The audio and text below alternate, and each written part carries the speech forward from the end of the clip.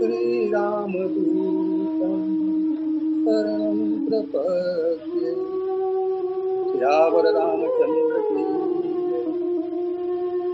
हमें निज धर्म पर चलना सिखाती रोज रामायण। सदा शुभ आचरण करना सिखाती रोज रामायण। जिन्हें संसार सागर से उतर कर पार जाना है, उन्हें सुख से किनारे पर लगाती रोज रामायण। कभी छवि विष्णु की झांकी, कभी शंकर की है बाकी।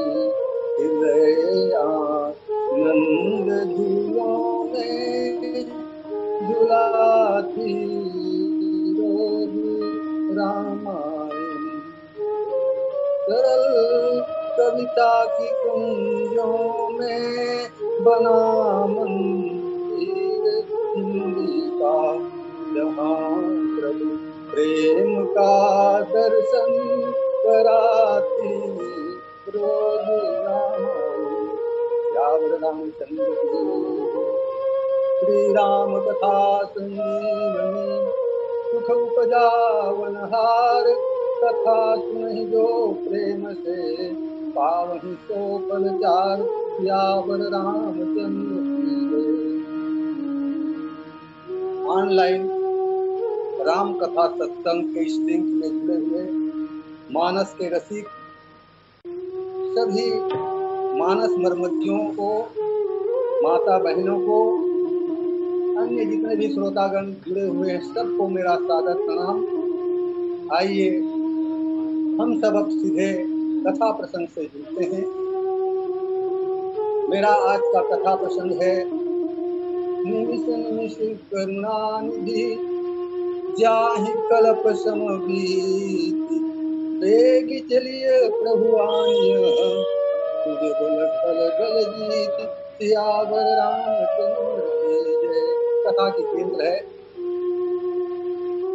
भगवान श्री रामचंद्र जी और हनुमान जी का संवाद। ये सुंदरकांड का एक प्रमुख संवाद है और यह संवाद लंका में जितने कार्य हनुमान जी ने किया है और हनुमान जी महाराज उन सभी बातों को आकर भगवान श्री रामचंद्र जी से बताते हैं। आइए मैं लंका कांड में थोड़ा सा चलूंगा।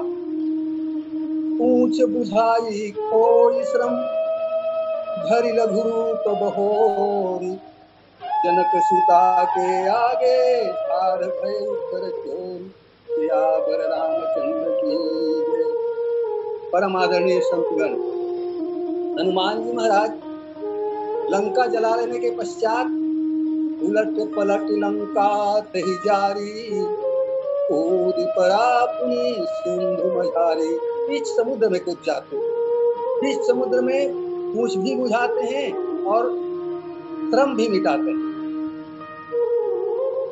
संतगण, हनुमान जी महाराज का बीच समुद्र में कूदने का एक और भी अर्थ है कि उन्होंने मैनाक पर्वत को मैनाक पर्वत से प्रतिज्ञा करके आए थे कि हे चाचा जी, मैं राम काज किन्हे बिना मोहि कहाँ विश्राम। राम कार्य कर लूंगा तब मैं आकर के विश्राम करूंगा, जब तक राम कार्य नहीं होगा मैं विश्राम नहीं करूंगा। यदि उनको पूछ भी बुझाना होता तो समुद्र के किनारे कूद जाते और पूछ बुझा लेते, लेकिन हनुमान जी महाराज समुद्र के बीच में कूदते हैं। इसलिए कूदते हैं क्योंकि समुद्र के बीच में ही मैनाक पर्वत और वहां उन्होंने पूछ बुझाया और कोई श्रम और विश्राम भी किया।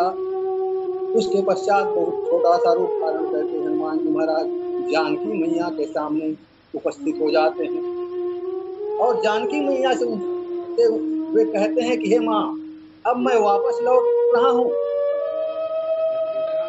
इसलिए आप मुझे चिन्ह दीजिए। जिस प्रकार से प्रभु श्री रामचंद्र जी ने मुझे एक मणि की मुद्रिका दिया था, जिसके द्वारा आपने मेरा विश्वास किया, उसी प्रकार से आपसे मिल के आ रहा हूँ। ये प्रभु को बताने के लिए मुझे कुछ चिन्ह बताना पड़ेगा, अतः माँ कुछ अपना चिन्ह दीजिए। माँ तुमोहि दीजे कछु चिन्हा, जैसे रघुनायक मुहि चिन्हा। चूड़ामणि उतारत बदयऊ, हरस समेत पवन सुत लयऊ। हनुमान जी महाराज उस चूड़ामणि को लेते हैं और लेकर के सीधा भगवान के पास प्रस्थान करने के लिए लंकापुरी में एक पर्वत था अरिष्टनेमि नाम का। ये रामचरितमानस में तो नहीं दिया है, वाल्मीकि रामायण में इसका उद्धरण है। अरिष्टनेमि पर्वत के ऊपर हनुमान जी महाराज चढ़ते हैं और वहां चढ़ के उन्होंने जोरों की गर्जना की। चलत महाधुनि गर्जसि भारी, गर्भ श्रवण सुनि निशिचर नारी। जोरों की गर्जना की उन्होंने, क्योंकि हनुमान जी महाराज जब वो जोरों की गर्जना की तो जितने भी वहां लंकापुरी में गर्भवती नारियां थीं, सबका गर्भपात हो जाता। ऐसा उन्होंने क्यों किया? हनुमान जी को यह मालूम था कि रोज के रोज अगणित संख्या में राक्षसों की उत्पत्ति होती है। इसका आकलन एक कवि ने किया है कि कितने राक्षस एक दिन में लंका में उत्पन्न होते थे। उस कवि के अनुसार नख चौगुन वसुवंतः, सप्त आकाश मिलाए, इतने निशिचर एक दिन में लंका आए। नख चौगुन, हम लोगों के नख पैर और हाथ करके 20 होते हैं, उसका 4 गुना कीजिए तो 20 चौक 80, और उसमें वसुवंतः वासुदेव के 8 पुत्र, 8 शून्य बढ़ाइए 80 में 8 शून्य बढ़ गया। सप्त आकाश मिलाए, आकाश को भी शून्य कहा जाता है, तो 7 शून्य और उसमें जुड़िए। इस प्रकार से 80 में 15, 80 के बाद 15 शून्य हो जाता है। अब 80 के बाद 15 शून्य जोड़ने से कौन सा आंकड़ा बनता है? मैं तो गणित का ज्यादा होशियार विद्यार्थी नहीं हूँ, मगर इसको आंकड़ा बनाइए, इकाई दहाई सैकड़ा हजार जो भी संख पद में जो भी जाता होगा, उतने वानर एक दिन में उतने ही राक्षस एक दिन में लंका में उत्पन्न होते थे। अब हनुमान जी ने सोचा कितने राक्षस एक दिन में लंका में उत्पन्न होते हैं, और चूंकि राक्षस लोग जन्म लेते ही अपने माँ बाप के समान शरीर प्राप्त कर लेते थे तुरंत, तो लंका का युद्ध तो समाप्त ही नहीं होगा।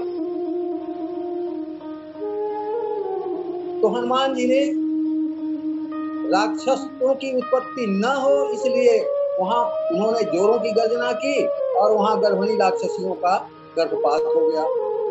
चलत महाधुनि गर्जसि भारी, गर्भ श्रवण सुनि निशिचर नारी। आप कह सकते हैं क्या इसके बाद राक्षसियां गर्भवती नहीं हुई? हुई, अवश्य हुई, लेकिन इसके बाद तो स्थिति यह बन गई थी, हनुमान जी के आतंक और भय के मारे लंकापुरी के राक्षस और राक्षसियां सभी कांपते थे, और गर्भिणी राक्षसियों को जब हनुमान जी का स्मरण हुआ था तो उनका गर्भपात हो जाता था। और इसी बात को समझाते हुए मंदोदरी रावण से कहती है, कंतक रस हरिसन परिहरे अति कही धरे, समझत जासु सूत कई करनी, तवहि गर्भ रजनी चर धरनी। तासु नारी निज सचिव बुलाई, बटवहु संत जो चहु भलाई। मंदोदरी कहती है कि ये नाथ रावण को समझा रही है, जिसके दूत के करनी का स्मरण करने से राक्षसियों का गर्भपात हो जाता है, ऐसी सीता को आप अपने मंत्रियों को बुला करके ससम्मान प्रभु श्री रामचंद्र जी के पास वापस कर दीजिए। तो यह बात रामचरितमानस में तो है कि राक्षसियों का गर्भपात हुआ। इसके बाद हनुमान जी महाराज नाघि सिंधु कहि पार आवा, शबद किला कपि न सुनावा। इस पार आके हनुमान जी ने बहुत जोरों की किलकारी मारी। उस किलकारी में हनुमान जी की प्रसन्नता झलक रही थी, और उस किलकारी को उनके मित्र जो उनकी प्रतीक्षा में समुद्र के तट में बैठे थे, उन लोगों ने सुना, उनको बड़ी प्रसन्नता हुई और कुछ देर पश्चात हनुमान जी भी उनके बीच पहुंच गए और हनुमान जी को अपने बीच पाकर, सब समाचार पा करके सभी वानर आलूगण मधुबन गए और मधुबन में जाकर के सब लोगों ने मधुबन के फल खाए और मधु पिया और तृप्त होकर के सब के सब पुनः सुग्रीव महाराज सुग्रीव के पास जाते हैं। जामवंत जी सबसे आगे थे। सुग्रीव के पास पहुंचने के पास पश्चात जामवंत जी ने कहा, नाथ काज किन्हेउ हनुमाना और आखे सकल कपिंद के प्राणा। हे महाराज, हनुमान जी ने प्रभु श्री रामचंद्र जी का सीता जी की खोज का कार्य कर दिया है और इस प्रकार से हम सभी बांधवों की प्राणों की रक्षा की है। सुग्रीव यह बात सुनते ही हनुमान जी को बुला करके अपने हृदय से लगा लेते हैं। तत्पश्चात सबके सब मिलके भगवान श्री रामचंद्र जी और लक्ष्मण जी जो इस स्फटिक शिला पर बैठे हुए थे, तो वहां सबके सब पहुंचते हैं और सब लोगों ने जाके प्रभु श्री रामचंद्र जी और लक्ष्मण जी का प्रणाम किया। प्रीति सहित सब भेंटे रघुपति करुणा पुंज, पूछे कुशल नाथ कुशल देख पतन सियावर रामचंद्र की जय। सब लोगों ने प्रभु का प्रणाम किया और प्रभु ने सब लोगों के से कुशल वार्ता पूछी और बानरों ने बताया कि हे प्रभु, आपके चरण कमलों के दर्शन के पश्चात हमारी कुशलता लौट आई है। इसके पश्चात हनुमान जी जामवंत जी ने प्रभु श्री रामचंद्र जी के सामने हनुमान के द्वारा लंका में किए गए संपूर्ण कार्यों का वर्णन किया और कहा, नाथ पवन सुत कीन्ह जो करनी, सहसह मुख न जाई सो करनी, पवन तनय के चरित सुहाए, जामवंत रघुपति सुनाए। जामवंत ने भगवान श्री रामचंद्र जी के सामने हनुमान जी के विषय में बताया कि हे प्रभु, सीता की खोज का काम हनुमान जी के द्वारा हो गया है और इस प्रकार से हनुमान जी ने बहुत बड़ा कार्य किया है जिसका वर्णन किया नहीं जा सकता। तब भगवान श्री रामचंद्र जी हनुमान जी को अपने किनारे बुलाते हैं और अपने हृदय से लगा लेते हैं। तत्पश्चात भगवान श्री रामचंद्र जी हनुमान जी से पूछते हैं कि हे हनुमान, लंका में सीता जी की कैसी दशा है। तब हनुमान जी महाराज बड़े विस्तार से सीता जी की हालत का वर्णन करते हैं। भगवान राम ने पूछा, सीता जी लंका में किस प्रकार से अपने प्राणों की रक्षा करती है।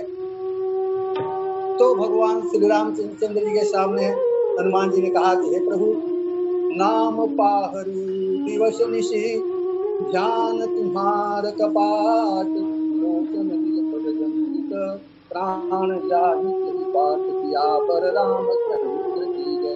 हे प्रभु, माँ जानकी नित्य ही आपके नामों का जाप करती है और आपका नाम ही तो रात दिन माँ जानकी के प्राणों के पहरेदार है। ध्यान तुम्हार कपाट और माँ जानकी आपका नाम जपते हुए निरंतर आपका ध्यान करती है। ध्यान करते जो ध्यान है वही तो जहाँ प्राण है, जिस कक्ष में प्राण है उसके दरवाजे के कपाट हैं। और हे प्रभु, और माँ जानकी नित्य ही अपने चरणों में ही अपने नेत्रों को लगाए रखती है, क्योंकि अपने नेत्रों के द्वारा आपके चरण चिन्हों का स्मरण करती है और यही तो उसका ताला है। इस प्रकार से जिस कक्ष में माँ जानकी का प्राण है वहां पर दरवाजा बंद है, ताला लगा हुआ है। प्राण निकलना तो चाहते हैं परंतु निकलने का मार्ग नहीं पाते। इस प्रकार से भगवान श्री रामचंद्र जी के सामने हनुमान जी ने सीता की विपत्ति का वर्णन किया। इसके पश्चात हनुमान जी ने बड़े विस्तार से माँ जानकी के दुख को भगवान के सामने बताया और बताते बताते बताते बताते हनुमान जी की आंखों में आंसू आ गए, उनका कंठ अवरुद्ध हो गया। तब हनुमान जी ने कहा कि प्रभु बस बस, मैं सीता की विपत्ति को और अधिक नहीं बता सकता। क्योंकि और अधिक बताऊंगा तो आपको भी क्लेश होगा। प्रभु ने कहा नहीं हनुमान, बताओ ना, बताओ। तब हनुमान जी ने कहा, सीता कहे अति विपत्ति विशाला, नहीं कहे फल दीन दयाला। हे दीन दयाल, माँ जानकी का विपत्ति बहुत बड़ी है, उसको मैं कहाँ तक कहूँ, उसको न कहने में ही मेरा भला है। और तो आप दीन दयाल हैं, दीनों पर दया करते हैं, इसलिए प्रभु जितना जल्दी हो सके जा करके अपनी भुजाओं की ताकत से राक्षसों को मार करके माँ जानकी को मुक्त कीजिए। इस प्रकार से हनुमान जी महाराज भगवान श्री रामचंद्र जी के सामने सीता की विपत्ति को बताते हैं। मैं तो इतना ही कह सकता हूँ प्रभु, निमिष निमिष करुणा निधि, जाहि कल्प संभीत, वेगी चलिए प्रभु आनिया उज्जवल बलबल। हे प्रभु, माँ जानकी के लिए एक एक निमेष एक एक कल्प के समान व्यतीत हो रहा है, एक एक पलक का मारना एक एक कल्प के समान भारी पड़ रहा है। इसलिए हे प्रभु, आप जितना जल्दी हो सके लंकापुरी जाकर के अपनी बाहुबल से राक्षसों को मार करके सीता मैया को मुक्त कीजिए। इस प्रकार से हनुमान जी महाराज उस समय और प्रभु श्री रामचंद्र जी के सामने में सीता की विपत्ति का वर्णन करते हैं। और सीता की विपत्ति को सुनकर हनुमान जी के मुख से भगवान श्री रामचंद्र जी के कमल नेत्रों में आंसू भर आते हैं। सुनि सीता दुख प्रभु सुख ऐना, भरियाए जलराजीव नैना। प्रभु श्री रामचंद्र जी के कमल नेत्रों में आंसू आ गए। भगवान राम कहते हैं कि हे हनुमान, वचन काय मन मम गति जाही, सपने ही पूछी विपत्ति की ताही। हे हनुमान, जिसकी मन शरीर और वचन से मेरी गति है, उसे क्या स्वप्न में भी दुख हो सकता है? इसके उत्तर में हनुमान जी एक बहुत सुंदर उत्तर देते हैं। हे प्रभु, कह हनुमंत विपत्ति प्रभु सोई, तब जब तव सुमिरन भजन न होई। हे प्रभु, जब जीव को आपका स्मरण भजन नहीं होता, वही तो विपत्ति है। वास्तव में संसार में जो भगवान को भूल जाते हैं वही दुख का कारण है। और भगवान की कथा, भगवान का नाम जीव के दुख को दूर करने का एक उपाय है। इसलिए हनुमान जी का यह कहना कि कह हनुमंत विपत्ति प्रभु सोई, अब जब तव सुमिरन भजन न होई। और हनुमान जी की ऐसी बातों को सुन करके, हनुमान जी के द्वारा सीता की खबर को पा करके भगवान श्री रामचंद्र जी के कमल नेत्रों में आंसू आ गए। और उन्होंने हनुमान जी से कह दिया कि हे हनुमान, मैं तुम्हारा उपकार, जो खबर तुम लाए हो उसके समान तुम्हारा उपकार तो नहीं कर सकता। प्रति उपकार करो का तोरा, सन्मुख होई न सकत मन मोरा। प्रभु अत्यंत द्रवित हैं और हनुमान जी को देख करके कहते हैं कि हे हनुमान, मैं तुम्हारा उपकार नहीं कर सकता। हे पुत्र, तुमने तो मुझे ऋणी बना लिया, तुम्हारे ऋण से मैं उऋण नहीं हो सकता।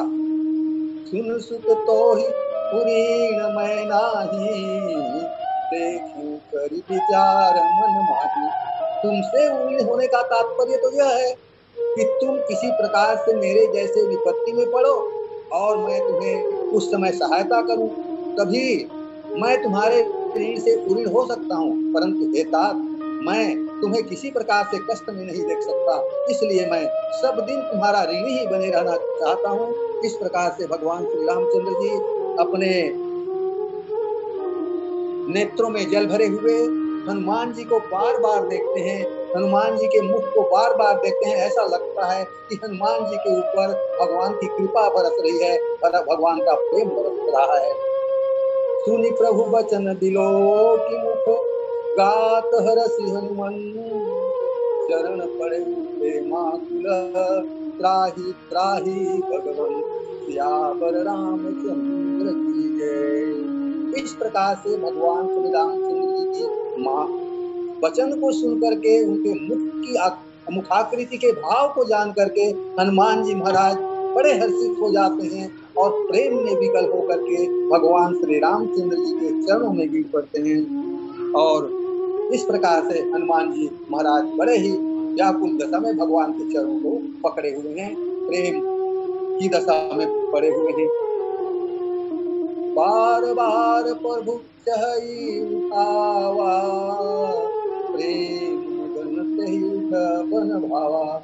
भगवान बार बार श्री हनुमान जी महाराज को उठाने का प्रयास करते हैं, परंतु हनुमान जी महाराज हैं जो प्रभु के चरणों को छोड़ना नहीं चाहते और उठते नहीं। और इस प्रकार से हनुमान जी महाराज प्रभु के चरणों में पड़े हुए हैं। तो भगवान श्री रामचंद्र जी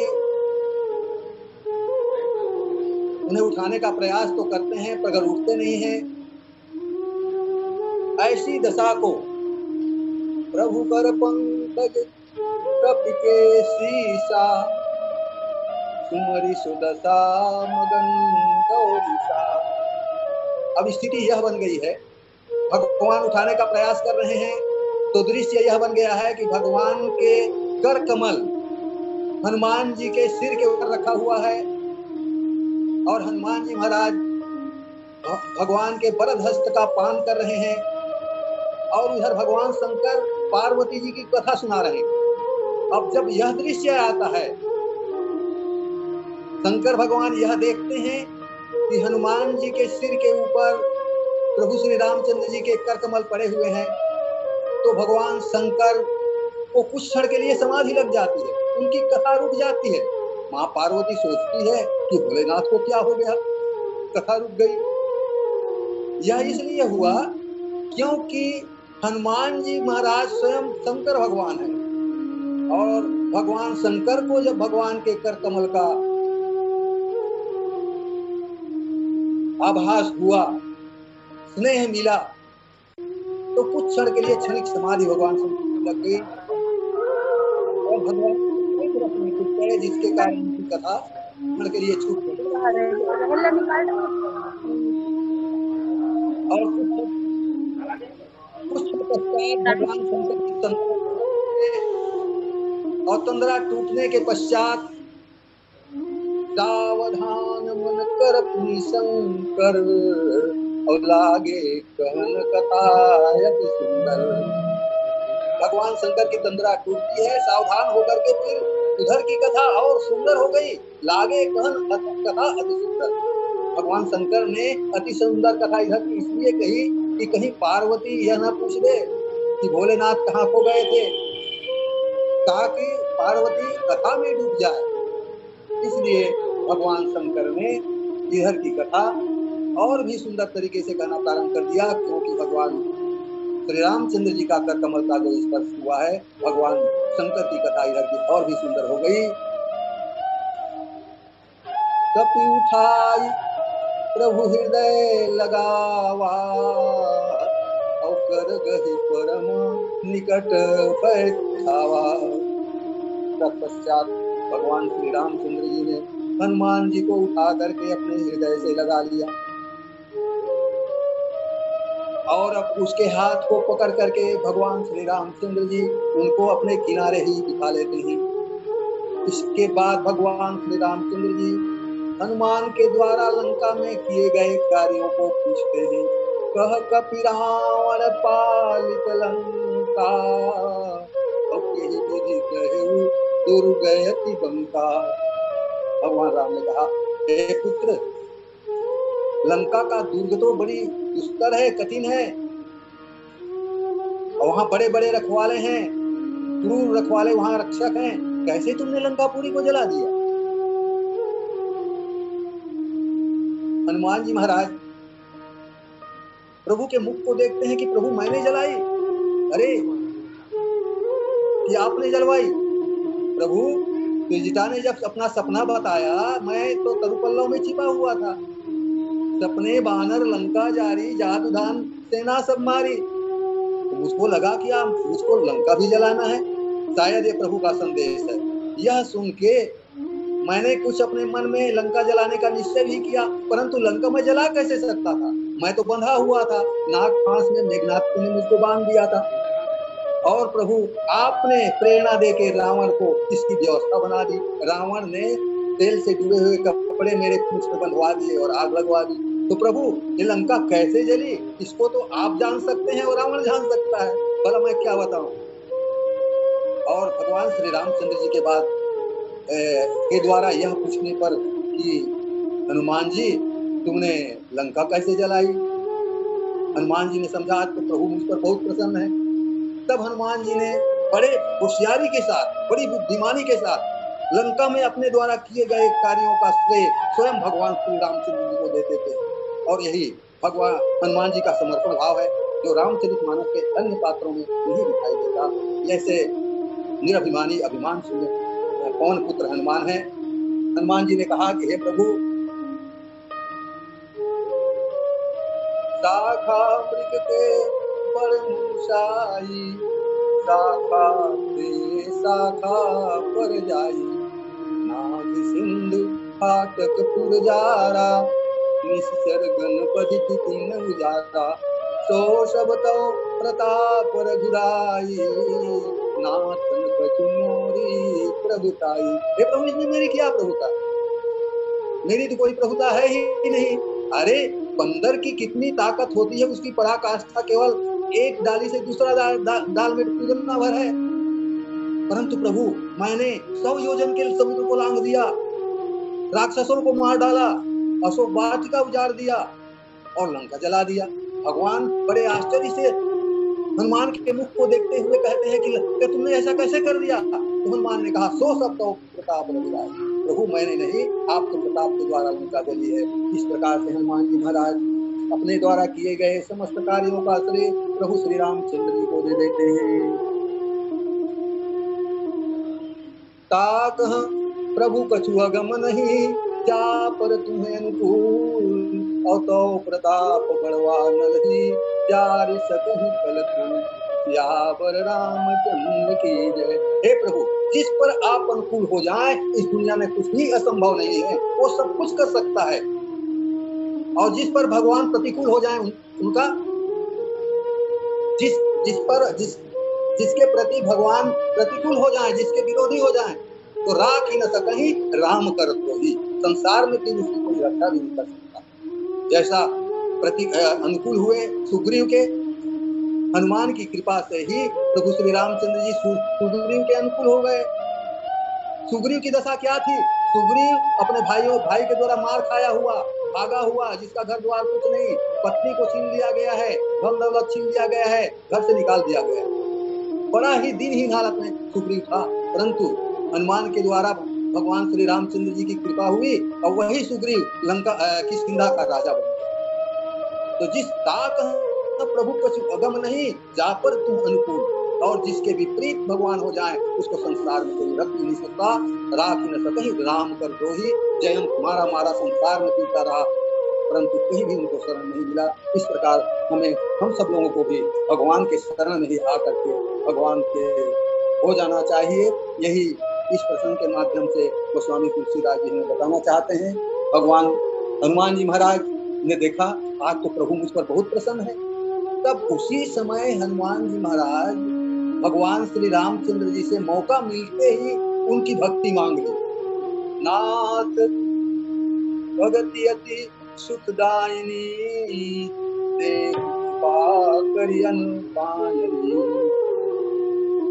हे प्रभु, आपकी भक्ति बड़ी ही सुखदाई है, इसलिए हे प्रभु आप मुझे अपनी अनपायनी भक्ति देने की कृपा करें। सुनि प्रभु परम सरल कपिबानी, एवं सब कहे भवानी। आप हम सब लोग इस बात को स्मरण रखें कि भगवान अपने भक्तों को अपनी भक्ति प्रदान करने में बड़ा ही सुख का अनुभव करते हैं, बड़ा ही उनको आनंद आता है। हम सब लोग भगवान को प्राप्त करना चाहते हैं, लेकिन भगवान तो अपने भक्तों को प्राप्त करना चाहते हैं। इसीलिए भगवान का अवतार इस भूमंडल पर होता है। तो भगवान हमेशा जीव की सहायता करना चाहते हैं ताकि जीव का कल्याण हो जाए। आज हनुमान जी महाराज भगवान से उनकी अनपायनी भक्ति जो कभी मिटने वाली नहीं है, ऐसी भक्ति को मांगते हैं। सुनि प्रभु परम सरल कपिबानी, एवं सब कहे भवानी। भगवान शंकर कहते हैं कि विद्या पार्वती आज, क्योंकि भगवान शंकर स्वयं हनुमान जी हैं, आज गदगद हैं, पार्वती से बताते हैं कि हे हनुमान, हे पार्वती। प्रभु ने हनुमान जी को अनपायनी भक्ति प्रदान कर दी। देखिए, संसार में हम लोग भगवान से क्या मांगते हैं? संसार को मांगते हैं, परंतु रामचरितमानस में हर जगह संत महात्मा लोग जब भी भगवान से मांगते हैं तो उनकी भक्ति मांगते हैं। हे प्रभु, आपकी भक्ति प्राप्त हो, आपके चरण कमलों में मेरा प्रेम बढ़ता रहे। तो भगवान के पास मांगने के लिए एक ही अमूल्य वस्तु है, और वह है भगवान की भक्ति।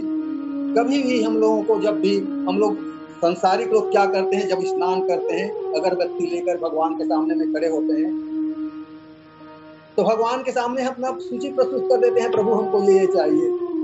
परंतु संत महात्मा लोग भगवान की भक्ति कहते हैं तो कोई दूसरा नहीं मांगते, वो संसार नहीं मांगते। अतः हम लोगों को भी जिन्हें अपना कल्याण चाहना है, जो अपना भला चाहते हैं, भगवान की भक्ति ही मांगना चाहिए। राम के सामने संसार नहीं, राम को ही मांग लेना चाहिए। राम के सामने संसार नहीं, राम को मांगे। हे प्रभु, आप मेरे हो जाएं, मैं आपका हो जाऊं। एक भजन प्रस्तुत है। राम को मांग ले मेरे प्यारे, भर का सहारा, सिर्फ इनके शरण में सबको जिंदगी कर गुजारा। कितना दो हाथों से ले सकेगा, कितना दो हाथों से ले सकेगा, देने वाले की है लाख बाहें। हम संसार के लोग मांगते हैं भगवान से तो लिमिट की वस्तु मांगते हैं, क्योंकि हम अधिक वस्तु मांग नहीं सकते। और भगवान अपने आप से जब देते हैं, उनके लाख हाथ हैं, उनकी दी हुई वस्तु को आप रख नहीं सकेंगे। तो क्या करना चाहिए? कितना दो हाथों से ले सकेगा, देने वाले की है लाख बाहें। उनका दामन पकड़ कर देखो, खुशनुमा सा नजारा। राम को मांग ले मेरे प्यारे, भर का सहारा। खुद को तन्हा समझता है क्यों तू, जर्रे जर्रे में है ये समाया। खुद को तन्हा समझता है क्यों तू, जर्रे जर्रे में है ये समाया। दिल से आवाज देकर देखो, कौशिला का दुलारा मिलेगा। राम को मांग ले मेरे प्यारे, घर का सहारा। रूप नैनों में इनका बसा लो, नाम लेते रहो चलते फिरते। रूप नैनों में इनका बसा लो, नाम लेते रहो चलते फिरते। चाहे तूफान हो या प्यार हो, हर सफर में किनारा। राम को मांग ले मेरे प्यारे, सहारा। और